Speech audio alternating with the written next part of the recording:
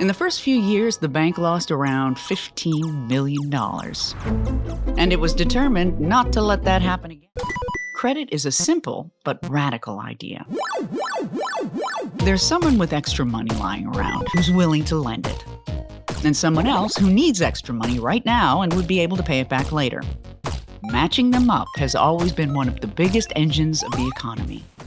But that means solving a central dilemma: risk. Credit just means a loan, but it comes from the Latin credere, to trust. Credit scores. Complicated statistical models designed to predict how risky it would be to lend you money. These numbers are not just numerals, it characterizes who we are as people. And the easiest way to get a credit history? Have a credit card. All this data has helped more borrowers get credit, and it's helped creditors make a lot more money off of them.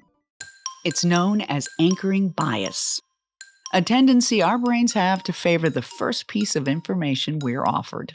When a ship wants to dock, it drops an anchor in the water, and that holds the ship down. Now, of course, the ship can move back and forth, but it doesn't stray that far from the anchor. Which is roughly the same thing that happens in our brains when we see a minimum payment. We sort of stay... Starting you on a low credit line and then slowly increasing it. Because studies show most people will use that room almost perfectly in tandem.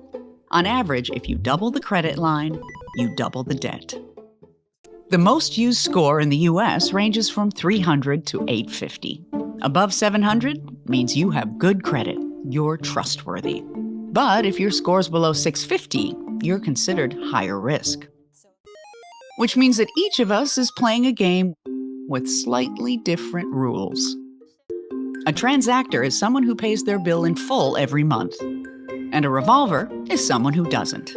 If you look at American adults, about 40% are revolvers, 40% are transactors, and the other 20% just don't have a credit card at all.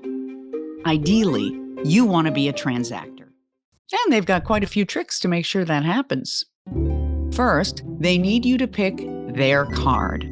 Dropping ready-to-use cards on unsuspecting consumers is now illegal. But companies send out billions of credit card offers every year. Those people oftentimes are getting a great deal on their credit cards, right? So they're getting rewards, maybe some other perks, a little bit of fraud protection. All while boosting their credit score. But the credit card company isn't your teammate. You're playing against them, which is why they're reported to have another name for transactors. And there are lots of other little obstacles credit card companies throw in our way, like long, complicated contracts full of fine print where they hide all sorts of penalty fees for paying a bill late, transferring your balance to a different card, or using your card at an ATM. It's no accident so many of us are struggling with debt. Because that sign-up bonus was a one-time hit. But those customer swipes year after year will send Chase more money than the bank pays out in perks.